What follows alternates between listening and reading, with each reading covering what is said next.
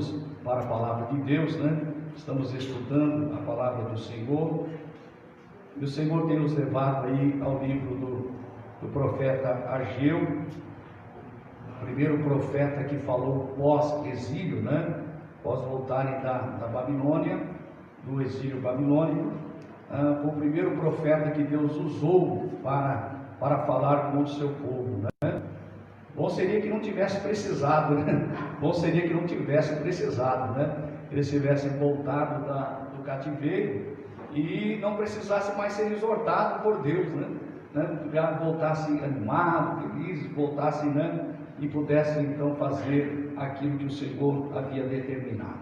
Mas somos humanos, né? Somos humanos, somos falhos, somos pecadores, né? E temos as nossas fragilidades.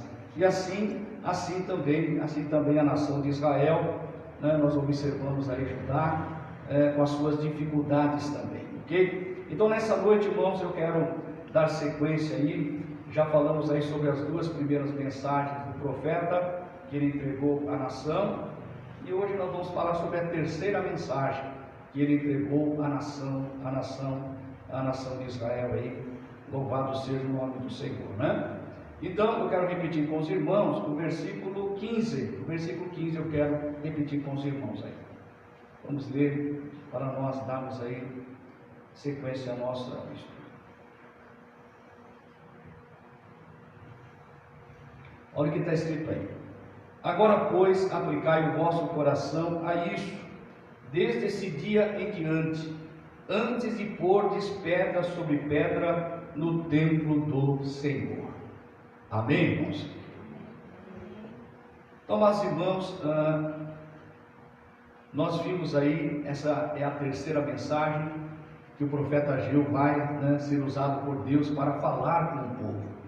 E agora, na verdade, ele vai ser usado para exortar o povo, fazer uma chamada ao povo à santidade, chamada à santidade, né? E uma santidade que produz bênção, né? Então, na verdade, o nosso Deus é um Deus maravilhoso, apesar de todas as dificuldades, apesar das falhas, dos erros, mas o Senhor está sempre disposto a abençoar. O Senhor está sempre disposto a perdoar quando há arrependimento, e havendo arrependimento, Deus está pronto para abençoar o seu povo, amém? Então, é o que nós vamos ver nessa noite, né? Na primeira mensagem, o Senhor nos levou a falar, porque estamos vivendo esses dias, os dias de Ageu, estamos vivendo, né? Nos dias que estamos, nos dias atuais, a mensagem de Ageu, ela cabe muito bem dentro do cenário que nós estamos vivendo. Quer dizer, né? O profeta é levantado depois de 16 anos que o povo estava parado. Chegaram animados, sempre gosto de falar um pouquinho na introdução, voltando ao assunto, para que aqueles que não estavam, possam entender o assunto, né? Então, eles voltaram animados para a reconstrução de Jerusalém e a reconstrução do templo. Era essa a missão que Deus tinha colocado na mão deles. E aí eles voltam animados e ali trabalham por 2 anos, lançam os alicerces do templo e daqui a pouco param, né?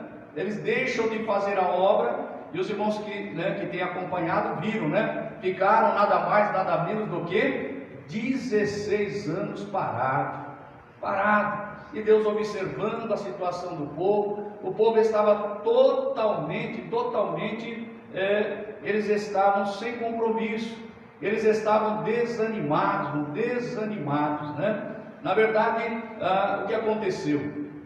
Houve lá toda aquela situação, daquelas conversas que foram inventadas, e aí as acusações, e aí a obra foi embargada, e por causa desse embargo, né, eles então pararam. No primeiro momento ficaram tristes, ficaram, né, revoltados com o que havia acontecido, mas passados os dias eles se acomodaram na situação, né? Aí 16 anos passaram, e eles estão naquela situação, abandonaram a obra de Deus, a casa do Senhor, e foram cada um cuidar da sua própria casa. Quer dizer, o coração deles se encheu de egoísmo, eles foram envolvidos por um espírito de egoísmo tão grande que eles esqueceram a casa de Deus e começaram a cuidar da sua própria casa, né? E aí então Deus levanta o profeta Ageu para poder exortar, levar o povo novamente à construção, porque era isso que Deus precisava. Eles precisavam voltar à construção, precisavam construir o templo, e Deus usa o profeta Ageu, falando com Zorobabel, falando com Josué e falando com o povo, e o povo volta então novamente à construção. Eles voltam novamente à construção, começam a construir, eles voltam novamente ao trabalho. Mas passam-se ali 2 meses, só lá novamente o povo com um problema, né? Houve agora uma desmotivação. Primeiro era no desânimo, agora estão desmotivados, começaram a trabalhar, daqui a pouco começaram a parar, a ficar lento na obra. Por quê? Porque alguém, algum daqueles que tinham visto a glória do templo de Salomão, começou a murmurar. Começou a ver aquela estrutura daquele templo pobre, sem nenhuma beleza, sem nenhum resplendor. Eles começaram então a murmurar e dizer: para que vocês estão construindo isso? Não vale a pena construir isso. E aí então, amados irmãos, nós vamos observar que esta palavra desses que tinham visto o templo de Salomão acabou desmotivando o povo. O povo ficou desmotivado mais uma vez, porque eles, na verdade, eles tinham um entendimento errado, totalmente errado. Como eu já disse aqui aos irmãos, eles achavam que Deus habitava no templo, e habitava num templo cheio de ouro, cheio de prata, cheio de pedra preciosa, e aquele templo ali, sem essa beleza, Deus não habitaria naquele templo. Era esse o entendimento errado deles. É por isso que Deus então agora entra em ação e diz: eu estou convosco, louvado seja o nome do Senhor. Como tive desde o Egito lá, o meu espírito esteve no meio de vós, E o Senhor então agora diz: meu é o ouro, minha é a prata, diz o Senhor, E o Senhor então exorta eles novamente para eles voltarem ao trabalho, voltarem novamente a fazer a obra de Deus. Mas, amados irmãos, hoje nós vamos falar sobre o prejuízo que causou esses 16 anos parados. Porque causa prejuízo, irmão? Como causa? Irmão, ficar fora da presença de Deus, abandonar a casa do Senhor e cuidar dos seus próprios negócios, vai gerar um prejuízo muito grande, espiritual, mas vai afetar a vida material também. Porque não tem jeito, o espiritual afeta o material. Então, para que a sua vida material esteja bem, primeiro a sua vida espiritual precisa estar em dia. Você pode glorificar o nome do Senhor, você tem que estar de bem com Deus, porque Deus é o nosso provedor. Quando nós estamos diante de Deus e estamos bem, irmão, nós estamos bem espiritualmente, e as bênçãos materiais, elas acontecem na nossa vida, Como nós ouvimos aqui no domingo, não é pecado ser próspero, não, muito pelo contrário, é um erro dos crentes acharem isso, por causa do diabo, que entrou com essa teologia da prosperidade. Os crentes ficaram envergonhados e acham que precisa ser pobre, não pode ter nada o crente. Mas, irmão, nós não podemos ter nada que não é nosso, mas aquilo que Deus nos dá é nosso, e nós podemos desfrutar sim. Louvado seja o nome maravilhoso do Senhor. Então nós vamos nessa noite, irmãos, falar exatamente sobre isso, Deus então confirmou que a sua presença se manifestaria nesse segundo templo, e nós falamos isso, na terça-feira passada, sobre a glória do segundo templo, a presença do Senhor Jesus dentro deste templo. Bendito seja o nome do Senhor. Então vamos aí para a terceira mensagem, irmão, a terceira mensagem do profeta. Então, Ageu, ele deixou muito claro que aquele templo, o templo, ele era um representante do santo, representava o que? Santidade, representava a santidade. E ele foi considerado por Ageu, e que ele precisava estar no centro da vida do povo, da vida dele e da vida do povo também. Aquele templo que representava então aí a santidade. Mas, amados irmãos, nós precisamos entender o seguinte, que mesmo a presença do templo sagrado, não garante por si só que as pessoas serão santas. O fato de estar aqui, o fato de pertencer à igreja, o fato de pertencer a um hall de membros, não faz de nós santos, não. O estar aqui dentro de um lugar santo não faz de nós santos, né? E eles, na verdade, esse entendimento eles precisavam ter, né? O fato do templo representar santidade não fazia do povo santo. Cada um precisava santificar a sua vida. Bendito seja o nome do Senhor, né? Na verdade, há uma necessidade de mudança de comportamento. E aqui para nós hoje, né? Precisa que haja conversão. Precisa que haja conversão e um compromisso profundo com Deus. Aí sim, né? O templo é santo porque os santos estão aqui. Louvado seja o Senhor. E este lugar se torna santo por causa dos santos. Louvado seja o nome maravilhoso do Senhor, né? Então o templo representava a santidade, mas ele não trazia santidade para as pessoas, né? Cada um precisava buscar esta santidade. Então, nesses 16 anos, irmão, que eles passaram cuidando da sua própria vida, dos seus negócios, irmão, Judá se contaminou tanto com seus pecados, como pela negligência quanto aos deveres espirituais que eles tinham, que era o quê? Que incluía a necessidade de reconstruir Jerusalém e o templo.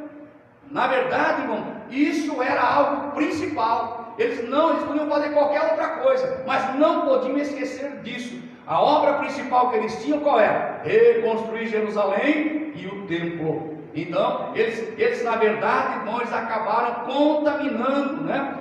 Com seus pecados e a sua negligência em não cumprir a ordem do Senhor Jesus, né? Eles na verdade, eles se atolaram no egoísmo. Está lá no capítulo 1, versículo 4, vamos só lembrar disso. Ageu, capítulo 1, versículo 4, vamos só lembrar disso, né? Vamos lembrar disso, que a forma que estava o povo, coração cheio de egoísmo. Vamos lá? Ageu 1,4. Quem achou, pode ler, por favor, nos ajude aí. É para vós ter de habitar nas vossas casas estupradas, e esta casa há de ficar deserta? Olha aí, tá? Então eles estavam cuidando da sua própria casa, embelezando a sua casa e abandonaram a casa de Deus. Quer dizer, eles então se atolaram no egoísmo, cuidando só do seu próprio eu, das suas próprias necessidades, e abandonaram a causa principal. Quer dizer, eles negligenciaram, e a negligência, irmão, é pecado. Negligência é pecado, porque negligência, irmão, é você deixar de fazer, é você fazer relaxadamente, é desleixo. Quer dizer, então quando alguém está negligenciando, ele está cometendo um pecado chamado, né, que nós aqui colocamos como está dentro da classe do pecado de omissão. Pecado de omissão. Eles tinham que fazer e não fizeram. Eles tinham bem para fazer e não fizeram. Eles se omitiram. Então eles negligenciaram. E isso, amado, juntando com outros pecados, que nós vamos observar durante aqui a mensagem, eles se envolveram, quer dizer, estão longe de Deus e estão, na verdade, propício mesmo a estar envolvido em toda sorte de pecado. Mas, amados irmãos, quando eles retornam de lá da Babilônia, não havia o templo, mas eles precisavam adorar, eles precisavam oferecer sacrifício, eles precisavam comemorar as festas. Então, quando eles voltaram, uma das primeiras coisas que eles fizeram, ainda também por conta do medo dos inimigos, eles levantaram um altar ao Senhor. Vamos ver isso lá em Esdras capítulo 3, versículo 2 a 6. Vamos ler só o versículo, só o 6, para não ganharmos tempo. Vamos ler só o 6, ok? Mas o texto é esse aí, né? Esdras capítulo 3, versículo 2 a 6. Vamos ler só o 6º, versículo 6. E aí nós comentamos. Quem achou? Leia para nós. Desde o primeiro dia do 7º mês, começaram a oferecer holocaustos ao Senhor, porém ainda não estavam postos os fundamentos do templo do Senhor. Olha aí, né? Então fique aí com a Bíblia aberta para vocês observarem. Então aí no versículo 2 é onde vai dizer que eles edificaram o altar do Deus de Israel para oferecerem sobre eles holocausto, como está escrito na lei de Moisés. Então não havia o templo. Então quando eles chegaram, o que eles fizeram? Eles erigiram um altar para que naquele altar eles pudessem oferecer os sacrifícios, que na verdade estava estabelecido na lei de Moisés. Então não havia o templo, mas eles estabeleceram o altar para ali oferecer os sacrifícios, né? Para poder então servir ao Senhor. É por isso que aqui no versículo 6, né, o autor faz questão de frisar: porém ainda não estava posto os fundamentos do templo do Senhor. Então quer dizer, nesse período em que eles estavam afastados, não estavam cuidando da casa de Deus, mas eles continuavam oferecendo sacrifício. Eles continuavam oferecendo sacrifício, eles continuavam comemorando as festas, eles estavam então servindo a Deus desta forma. Mas aí é que está o problema, porque a missão primeira deles era construir o templo. Eles poderiam até levantar um altar enquanto construíam o templo e então sacrificando, mas fazendo a obra que era necessária. Mas eles deixaram a obra, fizeram ali, levantaram aquele altar e começaram a oferecer sacrifícios e também comemorar as festas. Por quê? Eles pensavam que esse ritual ministrar nesse altar, na restauração do altar, removia todas as negligências deles e as faltas cometidas. Olha, irmão, então eles acharam que o fato deles estarem oferecendo sacrifício no altar, comemorando as festas, e isso era o suficiente para perdoar das suas negligências e de todas as suas faltas. Amados irmãos, nós vamos ver que o profeta Ageu vai provar que não é assim não. Tem muita gente hoje na casa de Deus achando isso, né? Trocando as coisas. Ele não serve a Deus como deve servir, ele não se santifica como deve santificar, e aí ele troca por alguma oferta, ou até mesmo, né, infelizmente, até mesmo pelo dízimo, né? Ele troca por uma cesta básica, ele faz alguma coisa para justificar, mas isso não substitui, irmão. A nossa vida precisa estar em santidade diante da presença maravilhosa do Senhor, né? O fato de só você oferecer não resolve, porque na verdade hoje a coisa é mais séria ainda. Vamos ver lá em Romanos 12:1, vamos lá. Hoje a coisa é muito mais séria. Lá eram os animaizinhos que morriam, agora uma coisa é diferente. Romanos capítulo 12, versículo 1, olha o que está escrito aí, leia para nós, por favor.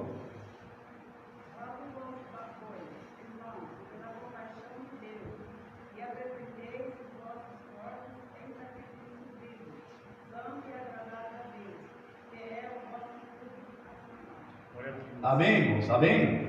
Então hoje é diferente, hoje nós temos que oferecer o sacrifício. Qual é o sacrifício? O nosso corpo. O nosso corpo em sacrifício vivo, santo e agradável ao Senhor, que é o nosso culto racional. Então, na verdade, irmão, não é só estar aqui dentro, você tem que estar aqui dentro, mas precisa estar aqui oferecendo sacrifício vivo e agradável ao Senhor, santo e agradável ao Senhor. Louvado seja o nome do Senhor. Não pode trocar, né? Não adianta, irmão, só ser frequentador. Ser frequentador não vai resolver. Você precisa ter vida aqui dentro. Jesus é o Senhor da vida. Ele nos deu esta vida. O Espírito Santo veio habitar em nós para que nós pudéssemos produzir fruto do Espírito. Louvado seja o nome maravilhoso do Senhor. Então nós não podemos cair nesse mesmo erro que eles caíram aí, achando que o fato de estarem oferecendo sacrifício sobre aquele altar, e eles comemorando as festas, já estavam justificados diante de Deus, mas a casa do Senhor estava abandonada. Então Ageu vai mostrar para eles que as coisas não é assim que funciona. Então para tanto, irmão, para que eles pudessem compreender, Ageu vai fazer uso de duas questões. Ele vai fazer duas perguntas agora, voltando-se para os sacerdotes. Ele agora vai fazer duas perguntas aos sacerdotes, para que através da interpretação deles, demonstrar com que extensão o povo havia contaminado o culto a Deus. Porque Deus, irmão, não recebe culto de qualquer jeito. Tem que ser do jeito dele, amém? Não tem do jeito, tem que ser do jeito que agrada a ele, amém? Tem que ser do jeito que ele estipulou. Então, o fato deles estarem fazendo, prestando culto a Deus ali, não resolvia nada, porque eles não estavam fazendo da forma correta, da forma que ele precisava fazer. Então vamos lá, vamos ver isso então, Ageu capítulo 2, versículo 12 e 13. As duas perguntas que Ageu faz aos sacerdotes. Se alguém leva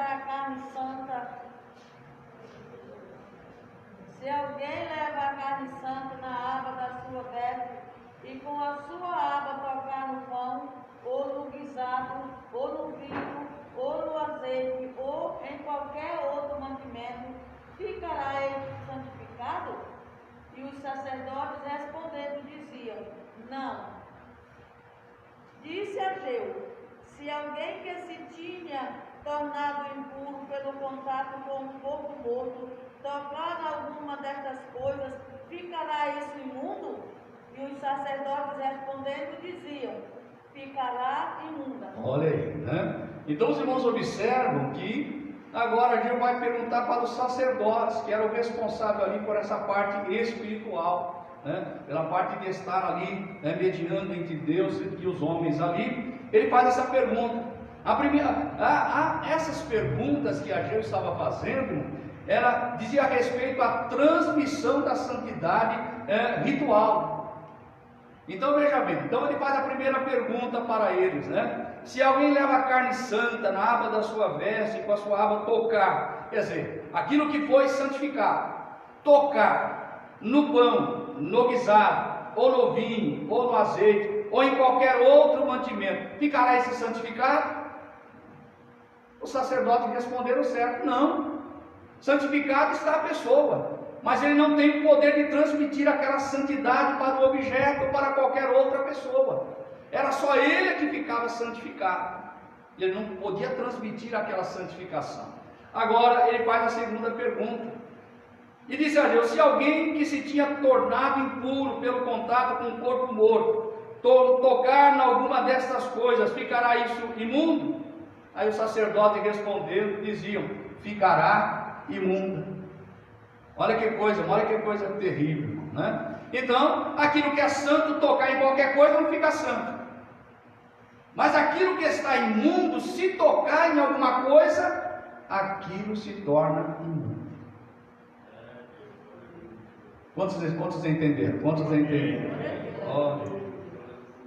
É interessante, irmão. Lá você vai lá no princípio e você vai entender o que é isso daqui, né? Quando a semente santa se misturou com a semente maligna, né? Com a semente de Caim, né? Misturando essas duas sementes, o que deu?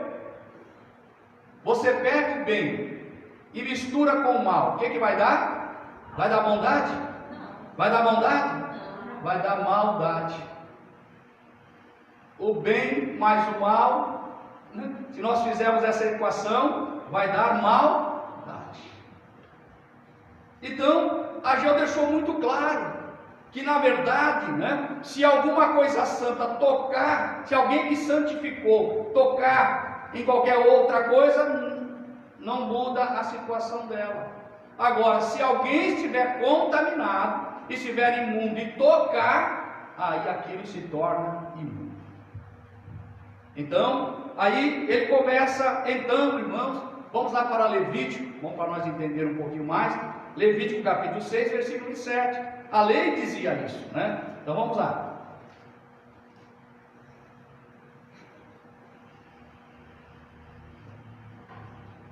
O sacerdote fará expiação por ela diante do Senhor, e será perdoado de qualquer de todas as coisas que fez, sendo culpado nelas.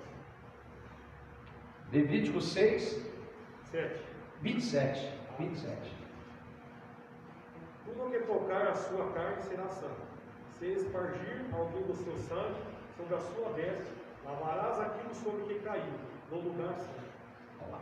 Então os irmãos observam, essa santificação aí que acontecia, ela não tinha o poder de ter transmitida para as coisas, ela não tinha esse poder, né? E aquela que pessoa, né, ela tocasse, não havia uma sequência. Bom, eu estou santo agora, a partir de agora, então tudo que eu fizer é santo. Tudo que eu tocar será santo, né? Então, é por isso que eles precisavam entender. Naquele período que eles ficaram longe de Deus, eles estavam oferecendo sacrifício, eles estavam comemorando as festas, só que o que acontecia? Eles estavam totalmente fora da presença de Deus. Porque Deus havia deixado muito claro o templo. Porque a hora que eles construíssem o templo, e eles então estivessem dentro do templo, fazendo toda aquela cerimônia, oferecendo o sacrifício, Deus estaria se agradando, a vida deles também estaria em ordem. Mas o que Ageu mostra aqui para eles é que infelizmente, se estiver santo, não vai mudar a condição de nada. Agora, se tiver imundo, aí a coisa complica. Então, Ageu vai mostrar aí no versículo 13 que nós lemos, que por outro lado, o indivíduo que se tornou impuro, ele transmitia contaminação até mesmo no tabernáculo, né? Se ele estivesse imundo, até o tabernáculo também se tornava imundo. Vamos ver isso? Lá em Números 19, 13.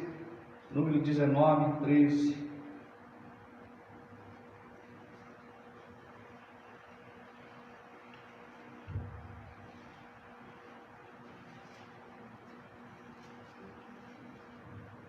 Números 19, 13. Quando aquele que tocar algum morto, cadáver de algum homem, e estiver morto, e não se purificar, contamina o tabernáculo do Senhor, e aquela alma será extirpada de Israel. Porque a água da separação não foi espargida sobre ele, imundo será, está nele ainda a sua imundícia. Olha aí. Então, se ele tivesse imundo, eles precisavam o quê? Se purificar.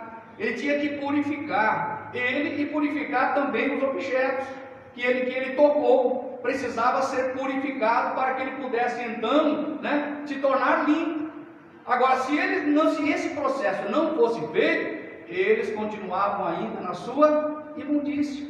Então nós vamos observar aí, irmão, nós vamos observar pela palavra de Deus, esse afastamento dos judeus, esse período que eles ficaram distantes, e eles não estavam envolvidos na construção, eles se contaminaram.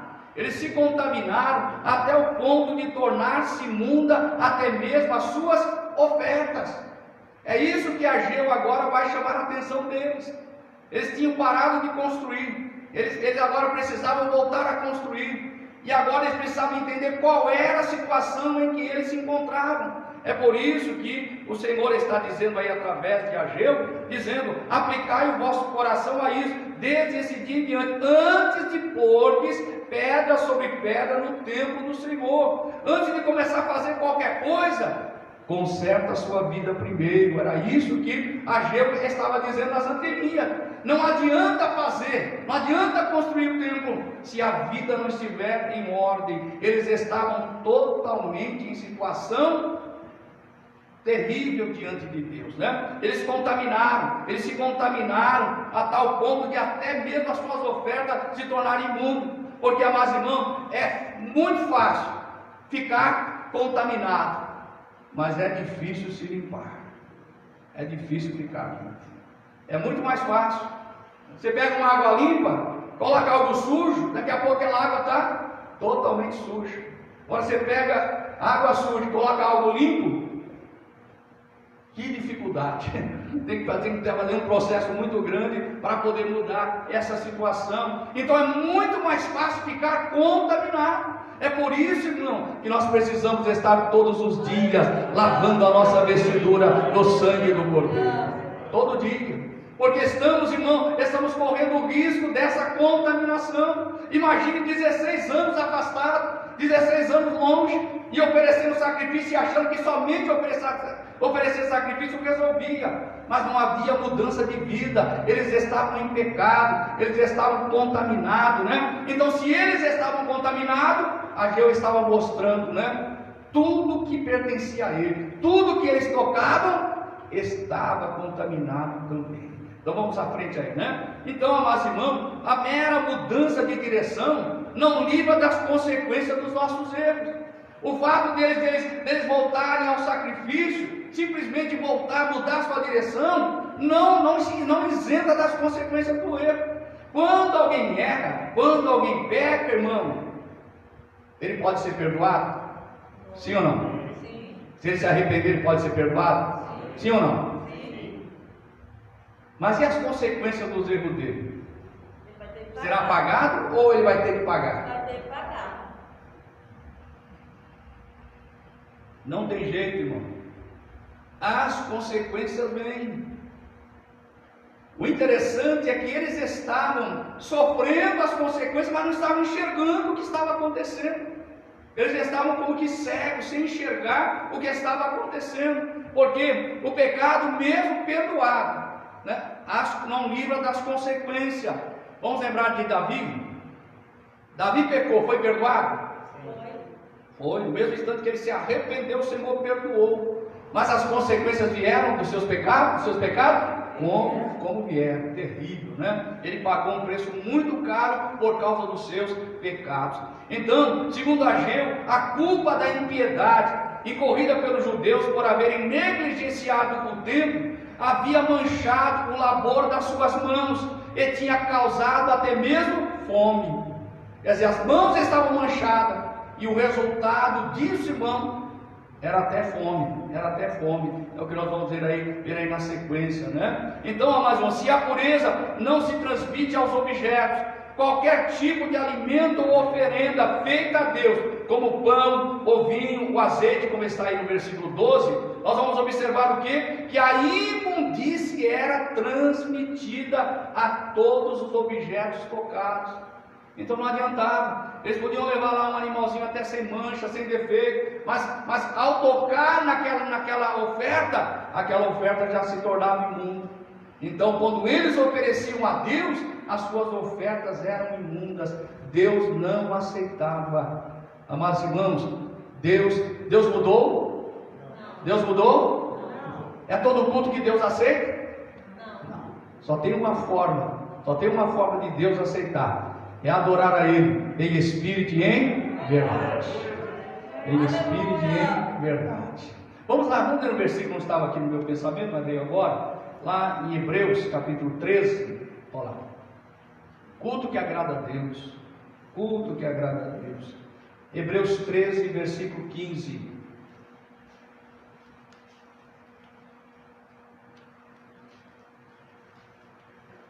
Por meio de Jesus, pois, ofereçamos a Deus sempre sacrifício de louvor, que é o fruto dos lábios, que confessam o seu nome. Olha aí, né? Portanto, ofereçamos sempre por Ele, a Deus, sacrifício de louvor, isto é, o fruto dos lábios que confessam o seu nome. Amém, irmão? Esse é o culto que agrada a Deus, o fruto dos nossos lábios, né? Nós glorificamos ao Senhor, nós o reconhecemos como nosso Senhor, como nosso Salvador, né? Louvado seja o nome glorioso do Senhor, né? Então, com isso, o homem se tornava impuro. E qualquer coisa que ele tocasse automaticamente ficava imunda e não servia para o culto divino. Olha lá, podia estar lá sem mancha, podia estar lá aquele animalzinho, né, segundo o que a lei exigia, mas quando eles tocavam, eles estavam imundos, e aí tudo se tornava imundo também. Por isso, irmão, é que nós temos que adorar esse Deus, né? E nós temos que ter uma vida, não se esqueça, o Senhor nos separou. Santificar é separar. O Senhor, nós fomos separados por Deus e para Deus. Amém? Somos separados por Ele e para Ele. Louvado seja o nome glorioso do Senhor, né? Então, aquilo que é imundo não serve para o culto divino. É o que está vendo, 16 anos eles oferecendo esse tipo de sacrifício e achando que tudo estava certo. mas só amontoando pecado em cima de pecado, porque estavam afastados da presença desse Deus. A casa de Deus estava abandonada. Que Deus nos ajude, possamos estar dentro da casa do Senhor, possamos estar servindo o Senhor com alegria, né? E em momento algum da nossa vida, permitir que o maligno venha colocar esse sentimento de afastar-nos da presença do Senhor. Precisamos estar na presença desse Deus. Vamos para Números 19 e 20. Olha o que acontecia quando alguém se tornava imundo. Porém, o que for imundo, e se não purificar do meio da congregação, será ele extirpado, porquanto contaminou o santuário do Senhor. A água de separação sobre ele não foi espargida, imundo é. Olha aí, né? Imundo é. Eles eram extirpados. Então, quando alguém se tornava imundo, ó, se for imundo e não se purificar, porque tinha essa condição de se purificar, né? Porque de repente tocou no morto, aí pronto, já se tornava imundo. Mas aí o que tinha que fazer? Tinha que se purificar, né? Para poder então se tornar limpo e poder oferecer. Agora, eles estavam oferecendo imundo. E as coisas que eles estavam oferecendo também imundas, né? E aqui dizia que precisava ser extirpado, tirado, né? Banido da congregação. Quer dizer, não podia fazer parte, porque havia contaminado o santuário do Senhor. Então, esse homem e esses objetos tinham de ser purificados antes que a sua vida pudesse continuar. Ele não podia prosseguir daquela forma, naquele estado de imundícia. Eles precisavam ser purificados para poder então continuar a sua vida normalmente, quer a vida pessoal ou também, aquela de servir ao Senhor, de prestar culto a Deus. Eles estavam sem condições de prestar culto a este Deus. Eles só podiam prestar no momento em que fossem purificados. Na situação de imundo, eles não podiam, porque não tem como agradar a Deus, irmãos. Só podemos agradar a Deus quando estamos em santidade. Bendito seja o nome do Senhor, né? O homem no pecado, ele não pode agradar a Deus. É necessário que haja uma mudança, uma transformação, para que ele possa se apresentar na presença de Deus e agradar esse Deus maravilhoso. Louvado seja o nome glorioso do Senhor. Então, essa imundície ritual era como uma doença contagiante. Era como uma doença contagiante, imediatamente transferida aos objetos e mediante ao toque. Era tocar, pronto, ficava imundo, né? Então, os sacerdotes, irmão, eles responderam corretamente, né? Aquilo que é santo não tem condições, mas aquilo que é imundo, ele pode se tornar-se imundo, ele pode transmitir essa imundícia, né? Então, eles responderam corretamente. Mas olha a situação do sacerdote. Mas eles estavam numa situação que eles conseguiram responder aquela pergunta da forma correta, mas eles não foram totalmente sábios para ver a imundícia que estava acontecendo no sentido geral da nação de Israel, porque eles estavam o quê? Em negligência espiritual de um dever. Eles tinham um dever, qual era? Construir o templo. E eles não estavam fazendo isso. Então eles estavam em pecado. E os sacerdotes eram responsáveis, porque quando eles traziam o sacrifício para ser oferecido, o sacerdote era o primeiro que deveria então impedi-los. Vocês não podem, eu não vou oferecer sacrifício, porque a nação está em pecado. E em pecado Deus não aceita. Bendito seja o nome maravilhoso do Senhor, né? Mas eles, irmãos, infelizmente não avisaram o povo, não fizeram nada para poder mudar essa situação. Vamos para o versículo 14. Versículo 14. Então todo o povo estava caído diante de Deus. Olha o que Ageu diz aí no versículo 14. Então respondeu Ageu e disse: assim é este povo, e assim é esta nação diante do meu rosto, disse o Senhor, e assim é toda a obra das suas mãos, e tudo que ali oferecerem, imundo é. Oh, misericórdia. Você pode dizer misericórdia? Você pode dizer misericórdia? Misericórdia, né? Misericórdia. Quer dizer, tudo estavam fazendo foi em vão. Não resolvia nada, irmão. O fato de estar ali, né, oferecendo, é o mesmo caso, irmão, é estar dentro da igreja, mas não estar, né, servindo ao Senhor verdadeiramente, irmão. Está perdendo tempo? Está perdendo tempo? Só não perde tempo, irmão, se deixar o ouvido bem aberto para ouvir, porque a fé vem pelo ouvir, e a palavra de Deus é como água que limpa, né? Ela limpa, ela tem o poder para limpar, o poder para transformar, né? Louvado seja o nome maravilhoso do Senhor. Então, amados irmãos, a imundícia havia sido transmitida em todos os aspectos da vida, e também a todos os aspectos do culto divino também, por parte daquele povo preguiçoso. O povo estava tudo, né, tomado pela preguiça, né? E ali eles oferecendo aquilo ao Senhor, mas estavam oferecendo algo imundo. E nós vamos ver isso, irmão. Vamos ver isso, né? Olha que coisa. Deus levanta um outro profeta para falar isso. Malaquias, capítulo 1, né? Porque são esses 3 profetas que vão agir aí, né? Ageu, Zacarias e Malaquias. Então Malaquias vai dizer como é que estava o culto da nação naquele momento. Vamos lá? Malaquias 1, versículo 7 e 8. Capítulo 1, versículo 7 e 8. Olha a situação. Ofereceis sobre o meu altar pão imundo, e dizeis: quem havemos profanado? Nisto que dizeis, a mesa do Senhor é desprezível. Porque quando ofereceis animal cego para o sacrifício, isso não é mal? E quando ofereceis o coxo ou o enfermo, isso não é mal? Ora, apresenta-o ao teu governador, porventura, terá ele agrado em ti? Ou aceitará ele a tua pessoa?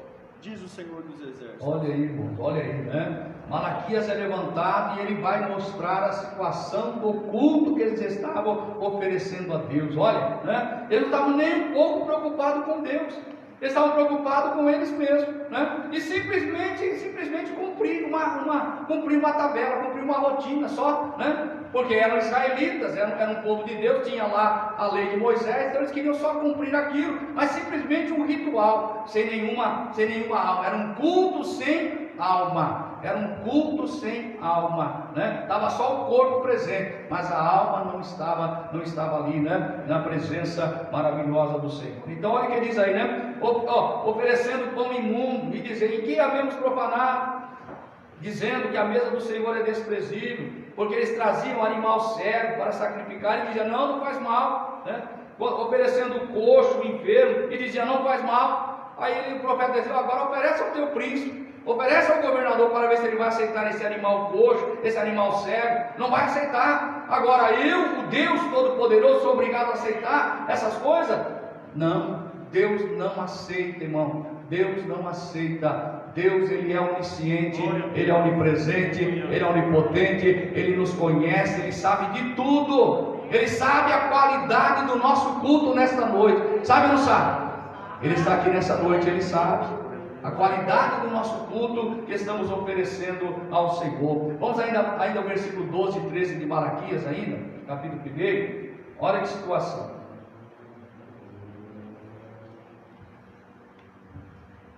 Mas vós o profanais quando dizeis: a mesa do Senhor é impura, e o seu produto, a sua comida é desprezível. E dizeis que aqui que canseira, e o lançaste ao desprezo, diz o Senhor dos Exércitos: vós ofereceis o roubado e o coxo e o enfermo, assim fazeis a oferta. Ser-me-á aceito isto de vossa mão? Diz o Senhor. Amém, irmãos. Olha aí. É Deus falando, irmão. Deus falando. 16 anos, Deus quieto. Eles oferecendo, parecia que estava tudo certinho, né? Eles não estavam percebendo o prejuízo que eles estavam tendo na sua vida. Eles não estavam notando o prejuízo, né? Eles estavam como que empurrando essa situação para frente, né? E Deus observando, e agora Deus então vai mostrar o que estava realmente acontecendo, né? Eles estavam imundos. Então tudo que pertencia a eles também era imundo. Então, quando eles se ofereciam a Deus, Deus não aceitava de forma alguma. Deus não tem como aceitar. Deus aceita o pecador? Deus aceita o pecador, sim ou não? Sim. Aceita, lógico que aceita, né? Ele aceita o pecador, ele chama o pecador, mas esse pecador depois, para agradá-lo, precisa nascer de novo, precisa ser transformado, né? Sua vida precisa ser mudada. Então, a situação do culto era essa, né? Então, todo o culto externo deles e todo o sacrifício que eles ofereciam, segundo o Senhor, eram impuros e abomináveis, conforme eles mesmos eram abomináveis, né? E não tem como Deus aceitar, né? O homem peca, Deus está disposto a perdoar, Deus está disposto a transformar. Agora, Deus é obrigado a aceitar o homem dessa forma e manter ele na presença, estar na presença dele de qualquer jeito, de qualquer forma. Deus dá oportunidade, né, para que o homem seja transformado, o homem seja liberto, né? Então, até as suas oferendas, né, mesmo que fossem corretamente oferecidas, né, levando, né, segundo o que a lei exigia, mas não eram aceitáveis diante do Senhor, porque enquanto eles não construíssem o templo, aquelas ofertas o Senhor não aceitava. A missão precisava ser realizada, né? Precisava ser realizada. Então, eles precisavam, né, construir o templo de Jerusalém, e eles estavam em desobediência ao Senhor. Estavam em total desobediência ao Senhor. Esta missão foi colocada na mão deles, assim como o Senhor tem colocado algo nas nossas mãos, sim ou não? O Senhor tem colocado algo para a igreja fazer, sim ou não? E a igreja não pode negligenciar. Daqui a pouco eu vou dizer o que foi colocado em nossas mãos, né? Nós não podemos negligenciar. Deus só vai nos abençoar se nós estivermos fazendo a missão que Ele colocou nas nossas mãos para fazer, né? Mas eles, irmão, eles tinham ignorado totalmente e continuavam a viver desfrutando dos seus pequenos prazeres, né? Esquecendo-se da casa de Deus. Então, tomar cuidado. Vamos tomar cuidado, né? Alguém enumera, né, as coisas, né? E aí eles colocam Deus, a família e por último a igreja. Eu fico pensando, como é que ele consegue fazer isso? Deus, a família e a igreja em último lugar. Isso é impossível. Isso é impossível fazer. Deus está na igreja? Deus é dono da igreja? Então, se Deus está em primeiro lugar, a igreja tem que estar em primeiro lugar também. Amém, irmão? Amém? Não tem como. Porque se você está servindo a Deus, você vai servir a Deus aonde? Onde você vai servir a Deus? É na igreja. Você vai servir a Deus em casa? Olha o que Deus aí está fazendo conosco. Está provando para todo mundo que é impossível servir a Deus em casa. Sim ou não? Essa pandemia está servindo para isso ou não está servindo para isso? Mostrando, irmão, que é impossível servir a Deus em casa. Nós temos que estar reunidos, porque a igreja é essa reunião de pessoas, é uma assembleia, né? Louvado seja o nome maravilhoso do Senhor, né? Então, nós precisamos tomar cuidado, né? Precisamos tomar muito cuidado. Porque ele me perguntava, mas vamos evangelizar? Vamos fazer uma visita? Eu vou ter que fazer um lazer com a minha família, E aí, né? E aí, toda vez estava fazendo lazer com a família, colocando a família em primeiro lugar. Quer dizer, Deus não está em primeiro lugar. Quem está em primeiro lugar é a família. Precisamos tomar cuidado. A família é importante? Lógico. Mas nós temos que amar a Deus em primeiro lugar, sim ou não? Sim, irmão. Quando você ama a Deus, ouça isso. Quando você ama a Deus, você nunca vai deixar de amar a sua família. Amém?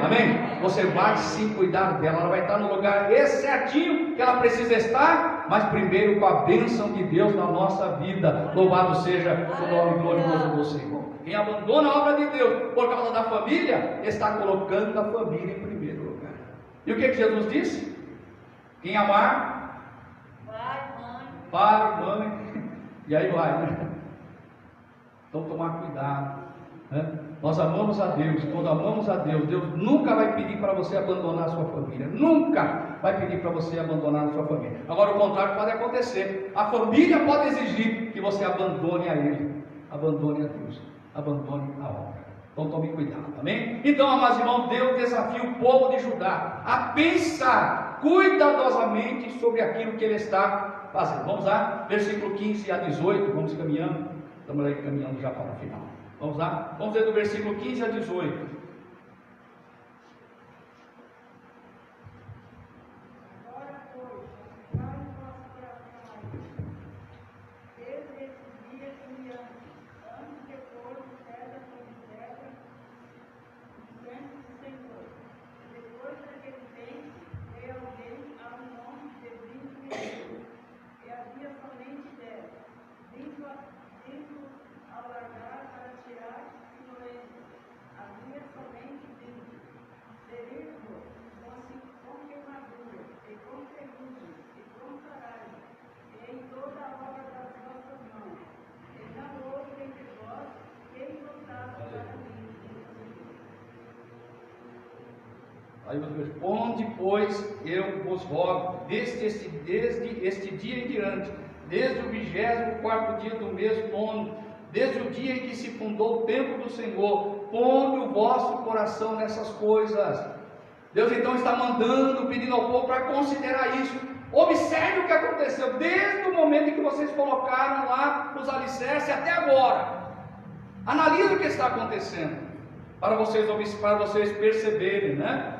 E o que estava acontecendo com eles, irmão, era um desastre econômico. Um desastre econômico tinha abatido sobre eles por causa da negligência da edificação do templo, né? É o que ele está dizendo aí, né? Quando ia lá, veio alguém a um monte de 20 medidas, só havia 10. Quer dizer, a agricultura, a colheita, que deveria produzir 100, só estava produzindo 50. Outras estavam produzindo 60%, mas eles estavam perdendo, eles estavam empobrecendo. Estava havendo uma crise econômica lá na nação. Por quê? Porque ali havia o quê? A seca. A seca estava de prontidão. Eles plantavam, aí a seca estava lá, preparadinha para poder agir. Aí vinha a queimadura, vinha a ferrugem, vinha a saraiva e destruía toda aquela plantação. O Senhor é quem estava fazendo isso, para que eles então despertassem. Mas o que ele diz aí? Mas não houve ninguém, né, que se convertesse a mim. Quer dizer, eles estavam sofrendo, empobrecendo, mas eles continuavam na sua dureza de coração. Eles não se quebrantavam diante daquela situação, né? Então, o que o Senhor estava dizendo para esta nação agora é que esta situação, esse desastre econômico, poderia ser revertido. Bendito seja o nome maravilhoso do Senhor. Essa situação poderia ser revertida como? Se a obediência tomasse o lugar da negligência, né? Eles precisavam tirar a negligência e dar lugar à obediência. Aí essa situação iria mudar, porque Deus, irmão, é um Deus que abençoa. Deus é um Deus que manda chuva no tempo certo. É um Deus que faz prosperar o seu povo. Você crê nisso? Quantos creem nisso? Deus faz prosperar. A prosperidade vem dele. E eles estavam empobrecendo. Então, quando eles agora, né, eles começam a se esforçar, quando eles começaram a lançar as bases, irmão, Deus abriu o céu e começou a abençoar eles. Eles começaram a ser abençoados no momento em que eles começaram a construir. Mas, amados irmãos, quando eles lançaram os alicerces, Deus então começou a abençoar. Mas no momento em que eles pararam aquela construção, Deus também parou de abençoar. Então, é uma sequência. Dai e ser-vos-á dado. Você faz, Deus te abençoa. Você caminha, Deus te abençoa. Deus está preparado para nos abençoar, mas desde que estejamos em obediência à sua palavra e cumprindo aquilo que Ele colocou nas nossas mãos para fazermos, né? Então, naquele momento em que eles pararam, a bênção de Deus também, fechou. nesses 16 anos, eles estavam sem a bênção de Deus. Sem a bênção de Deus. Então Deus mandou, olha lá, analisa essa situação. Agora, irmão, era chegado o tempo deles reverter tudo isso pelo arrependimento. Eles precisavam se arrepender diante daquela negligência e através da construção do templo. Quer dizer, a prova, ao construir o templo, eles estavam mostrando que estavam arrependidos, porque eles estavam dispostos a fazer a obra do Senhor. Versículo 19. Porventura ainda semente no celeiro? Além disso, a videira, a figueira, a romeira, a oliveira não tem dado os seus frutos? Mas desde esse dia vos abençoarei. Aleluia. Você pode dar um glória a Deus, irmão? Você leu o texto, você prestou atenção no texto? Olha lá. Há ainda semente no celeiro? Nem a videira, nem a figueira, nem a romeira, nem a oliveira tem dado os seus frutos. Ponto e vírgula. Mas desde este dia vos abençoarei. Aleluia.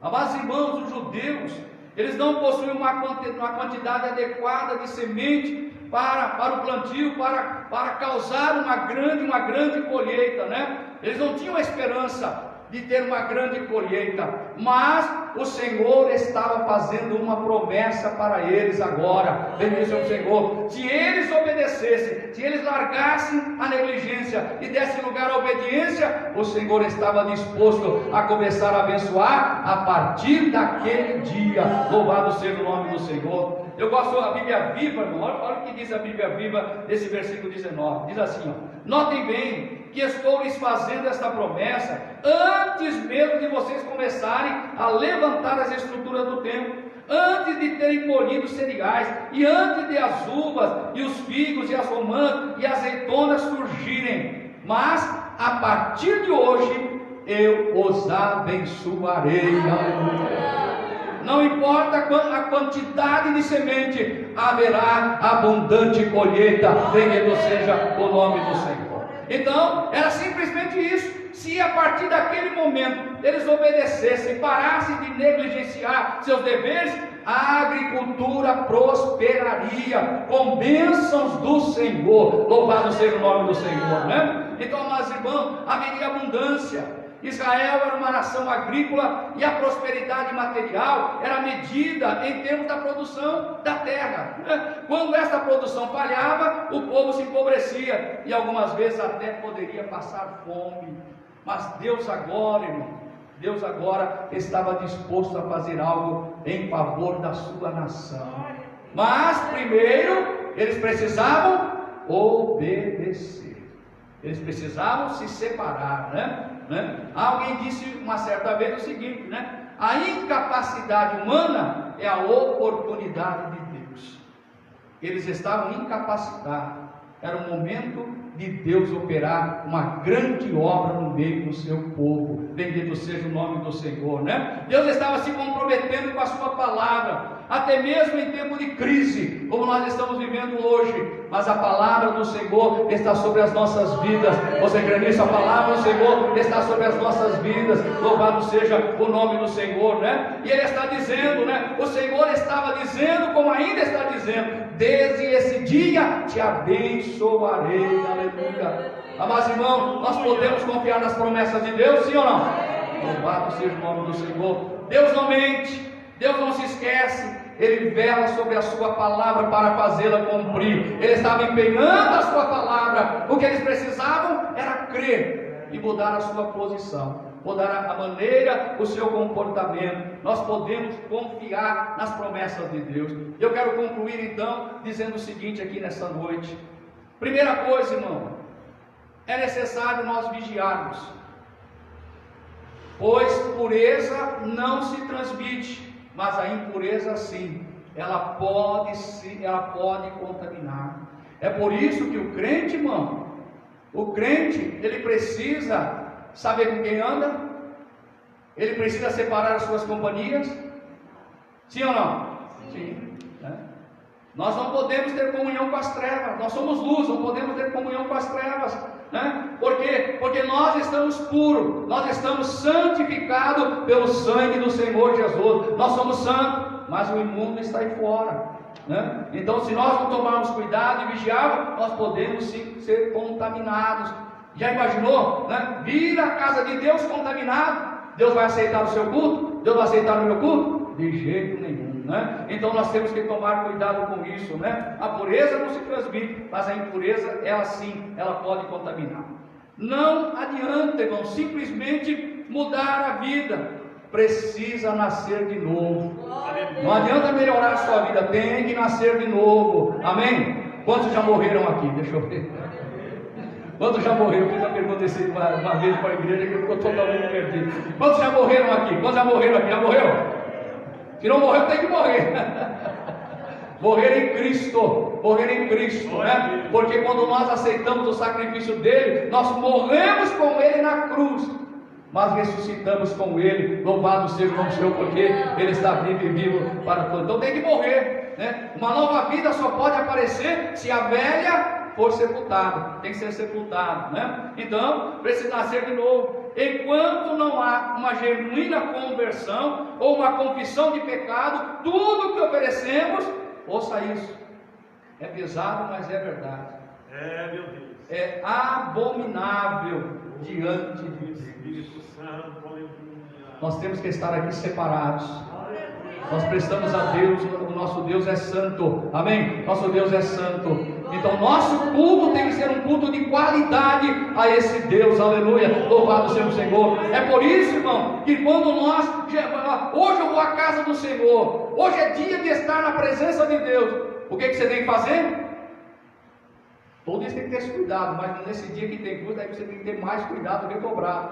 Você tem que se preparar, você tem que se preparar. Prepara o seu culto em casa e vem entregar o seu culto aqui. Amém, irmão? Aleluia. Você não vem preparar o seu culto aqui, você vem entregar o seu culto. Durante o dia você preparou e à noite você chega aqui para prestar, para entregar ao Senhor. Louvado seja o nome do Senhor. Aleluia. Amados irmãos, encerrando aí, vou fazendo aí as conclusões, né? Então, a negligência é pecado de omissão. Deus requer de nós algumas coisas que são fundamentais no nosso relacionamento com Ele, e não podemos negligenciar. Preste atenção, eu enumerei alguma coisinha aqui. Primeira coisa, honrar o seu nome. Nós temos que honrar o nome de Deus, porque Israel estava profanando o nome de Deus. Nós temos que honrar o nome de Deus, não podemos dar escândalo. Você me entendeu? Não podemos dar escândalo. O nome do Senhor não pode ser blasfemado por minha culpa e nem por sua culpa. O nome do Senhor tem que ser glorificado. O pecador tem que ver as nossas obras, nossas boas obras, e glorificar o nome maravilhoso deste Deus. Aleluia. Louvado seja o nome do Senhor. Segundo, nós temos que adorá-lo em espírito e em verdade. Em espírito e em verdade. Não há disfarce. Não há disfarce. Não há encenação, não há cera, né?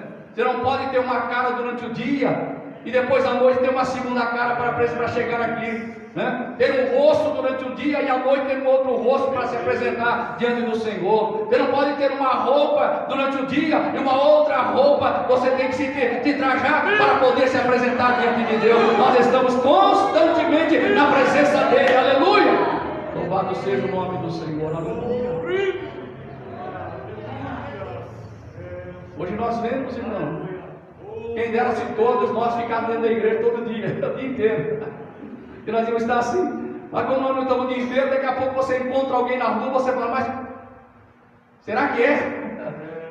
Será que é? Na igreja está sem adorno, mas quando está na rua, lá na rua está cheio de adorno. Vocês estão me entendendo? A adoração é em espírito e em verdade. Toda mentira ela não serve. Deus não aceita mentira, né? Deus nos conhece. É o nosso culto racional a Deus, aleluia. É o nosso culto inteligente, aleluia. Nós devemos obedecê-lo. E uma das coisas fundamentais que nós não podemos esquecer, temos que ser testemunhas dele. testemunha dele, para que vidas sejam alcançadas, isto é, através da evangelização que foi colocada em nossas mãos para fazê-lo. Louvado seja o nome do Senhor, aleluia. Quando nós negligenciamos isto, empobrecemos no sentido espiritual, mas também natural, material também, empobrecemos. Por quê? Porque falta a bênção de Deus. O crente abençoado, irmão, falando no sentido financeiro, não depende do valor que ganha, se é muito é pouco. Ele é abençoado por Deus. Ele é abençoado por Deus. E ele tem condições de fazer coisas extraordinárias. Isso eu sou prova viva disso. Eu sei que você também é prova viva disso. De que o Senhor abençoa o pouco, Ele faz muito. Bendito seja o nome glorioso do Senhor. Aleluia. Então ouça isso. O fracasso espiritual causa perdas econômicas. Mas eu trabalho, não dá. Dá uma olhadinha na sua vida espiritual. Não adianta fazer curso, não adianta fazer aperfeiçoamento, não adianta fazer doutorado. O que você precisa fazer é melhorar a vida espiritual diante desse Deus maravilhoso. Aleluia. Louvado seja Deus. Vamos obedecer a Deus e a sua palavra, pois à medida que isto fazemos, somos agraciados também com esta promessa. Esta palavra é para mim, esta palavra é para você. Desde este dia vos abençoarei. Louvado seja o Senhor. Você recebe essa palavra? Levante a sua mão. Aleluia. Na medida em que nós obedecemos, irmão, a sua palavra, o Senhor vai então, né? Essa promessa começa a fazer parte da nossa vida. E eu quero crer nessa noite. Eu ia falar isso domingo. Eu me lembrei, a hora que o irmão Denis terminou de pregar, me veio essa palavra, eu me lembrei dessa vez no meu coração essa palavra. A partir desse dia, vos abençoarei. Louvado seja Deus. Você crê? Você quer ser um crente próspero? Abençoado? É a bênção de Deus. Creia nisso nessa noite e viva esta palavra. Aleluia, né? Vamos santificar a nossa vida, irmão? Vamos separar. Somos separados para servir ao Senhor, né? Receba essa palavra no seu coração. Deus, Ele quer nos abençoar, assim como Ele também, né, queria abençoar a nação de Judá. Que Deus abençoe e que o Espírito Santo possa falar mais alto em cada coração. Amém?